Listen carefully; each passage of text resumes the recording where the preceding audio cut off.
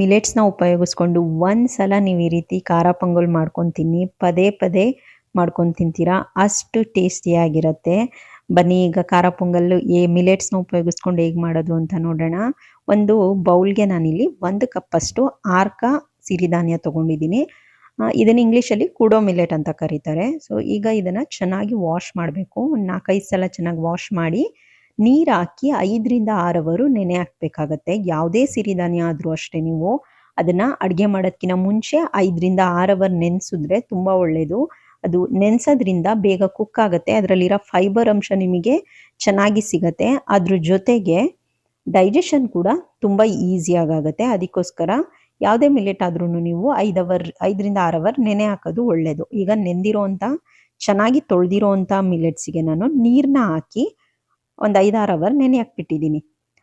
ಈಗ ಯಾವ ಕಪ್ಪಲ್ಲಿ ಮಿಲೆಟ್ನ ತೊಗೊಂಡಿದ್ದೆ, ಆರ್ಕ ಸಿರಿಧಾನ್ಯ ತೊಗೊಂಡಿದ್ದೆ, ಅದೇ ಕಪ್ಪಲ್ಲಿ 1 ಕಪ್ಪಷ್ಟು ಹೆಸರು ಬೇಳೆನ ತೊಗೊಂಡು ಚೆನ್ನಾಗಿ ವಾಶ್ ಮಾಡಿ ಕುಕ್ಕರ್ಗೆ ಹಾಕ್ಕೊಳ್ತಾ ಇದ್ದೀನಿ. ಹಾಗೆ ನಾನು ನೆನೆ ಹಾಕಿದ್ದಂತಹ ಸಿರಿಧಾನ್ಯನ ಕೂಡ ಹಾಕ್ಕೊಳ್ತಾ ಇದ್ದೀನಿ. ನಾನು ಆಲ್ರೆಡಿ ಅದಕ್ಕೆ 8 ಕಪ್ಪಷ್ಟು ನೀರನ್ನ ಹಾಕಿ ನೆನೆ ಹಾಕಿದ್ದೆ. ಸೊ ನೀರು ಸಮೇತ ನಾನು ಹಾಕ್ಕೊಳ್ತಾ ಇದ್ದೀನಿ, 8 ಕಪ್ಪಷ್ಟು ನೀರು. ಈಗ ಇದಕ್ಕೆ ರುಚಿಗೆ ತಕ್ಕಷ್ಟು ಸ್ವಲ್ಪ ಉಪ್ಪನ್ನ ಹಾಕೊಳ್ಳೋಣ. ಹಾಗೆ ಅರಿಶಿನ ಪುಡಿ, ಒಂದು ಸ್ವಲ್ಪ ಅರಿಶಿನ ಪುಡಿನ ಹಾಕಿ 2 ವಿಷಲ್ ಕೂಗಿಸಿದ್ರೆ ಸಾಕು, ತುಂಬ ಚೆನ್ನಾಗಿ ಬೇಯುತ್ತೆ. ಯಾಕಂದರೆ ಆಲ್ರೆಡಿ ನಾವು ಮಿಲೆಟ್ನ ನೆನೆಸಿರೋದ್ರಿಂದ ಬೇಗ ಕುಕ್ ಆಗುತ್ತೆ. ಸೊ ಈಗ ವಿಷಲ್ ಹಾಕ್ಸೋಣ. 1-2 ವಿಷಲ್ ಬಂದರೆ ಸಾಕು. ಈ ಪೊಂಗಲ್ ತುಂಬ ಟೇಸ್ಟಿಯಾಗಿರುತ್ತೆ, ಹಾಗೆ ತುಂಬ ಲೈಟಾಗಿ ಕೂಡ ಇರುತ್ತೆ. ನಿಮಗೆ ಹೆವಿ ಅನಿಸಲ್ಲ ಈ ಪೊಂಗಲ್ ತಿಂದಾಗ. ಈಗ ಚೆನ್ನಾಗಿ ಕುಕ್ ಆಗಿದೆ, ವಿಷಲ್ ಆಗಿ ಅದ್ರ ಪ್ರೆಷರ್ ಎಲ್ಲ ಹೋಗಿದೆ. ಈಗ ನೋಡಿ ರೆಡಿ ಆಗಿದೆ. ಈಗ ಇದನ್ನ ಒಂದ್ಸಲ ಮಿಕ್ಸ್ ಮಾಡಿಕೊಂಡು ಇದನ್ನು ಪಕ್ಕಕ್ಕೆ ತೆಗೆದಿಟ್ಕೊಳ್ಳೋಣ. ನಾವು ಇದಕ್ಕೆ ಜಸ್ಟ್ ಈಗ ಒಗ್ಗರಣೆ ರೆಡಿ ಮಾಡ್ಕೋಬೇಕು. ತುಂಬ ಸಿಂಪಲ್ ಆಗಿ ನೀವು ಈ ವಿಷಲ್ ಹಾಕಿಸ್ಕೊಂಡ್ಬಿಟ್ರೆ ಸಾಕು, 5 ನಿಮಿಷದಲ್ಲಿ ಆಗೋಗುತ್ತೆ.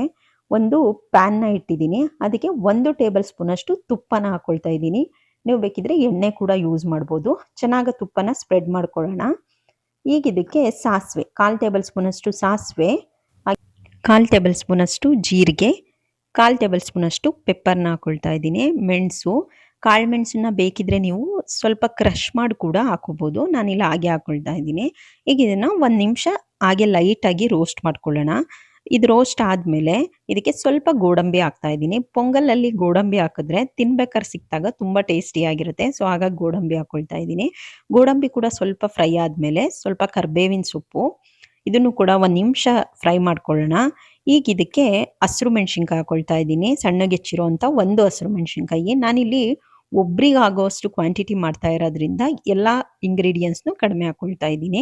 ಹಾಗೆ ಒಂದು ಅರ್ಧ ಟೇಬಲ್ ಸ್ಪೂನಷ್ಟು ತುರಿದಿರೋ ಅಂಥ ಶುಂಠಿ. ಈಗ ಇದನ್ನು ಕೂಡ 1 ನಿಮಿಷ ಫ್ರೈ ಮಾಡಿದ್ರೆ ಸಾಕು. ಈಗ ಆಲ್ರೆಡಿ ನಾವು ಬೇಯಿಸಿಟ್ಕೊಂಡಿದ್ವಲ್ಲ ಮಿಲೆಟ್ ಮತ್ತು ಹೆಸರು ಬೇಳೆನ, ಅದನ್ನು ಹಾಕ್ಕೊಳ್ತಾ ಇದ್ದೀನಿ. ಹಾಗೆ ಇದು ಗಟ್ಟಿ ಇದೆ ಸ್ವಲ್ಪ, ಸೊ ಹಾಗಾಗಿ ಇದಕ್ಕೆ 1 ಲೋಟದಷ್ಟು ಬಿಸಿ ನೀರನ್ನ ಹಾಕ್ಕೋಬೇಕು. ತಣ್ಣೀರು ಹಾಕ್ಕೋಬೇಡಿ, ಬಿಸಿ ಬಿಸಿ ನೀರನ್ನ ಹಾಕಿ ಚೆನ್ನಾಗಿ ಮಿಕ್ಸ್ ಮಾಡಿ 1-2 ನಿಮಿಷ ಇದು ಚೆನ್ನಾಗಿ ಕುದಿಬೇಕು.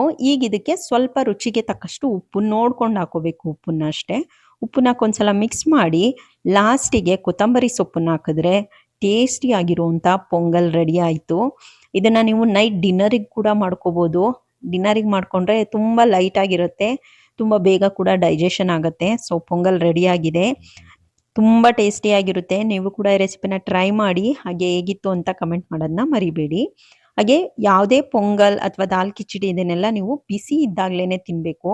ನೀವು ತಣ್ಣಗಾದ್ಮೇಲೆ ಮತ್ತೆ ಬಿಸಿ ಮಾಡಿ ತಿಂದರೆ ಅದು ಟೇಸ್ಟ್ ಅಷ್ಟು ಚೆನ್ನಾಗಿರೋದಿಲ್ಲ. ನಿಮಗೆ ಫಸ್ಟಿಗೆ ಏನು ಬಿಸಿ ಬಿಸಿ ಇರುತ್ತೆ ಆವಾಗ ತಿಂದರೆ ತುಂಬ ಟೇಸ್ಟಿಯಾಗಿರುತ್ತೆ. ನೀವು ಕೂಡ ಈ ರೆಸಿಪಿನ ಟ್ರೈ ಮಾಡಿ, ಹೇಗಿತ್ತು ಅಂತ ಕಮೆಂಟ್ ಮಾಡೋದನ್ನ ಮರಿಬೇಡಿ. Thank you.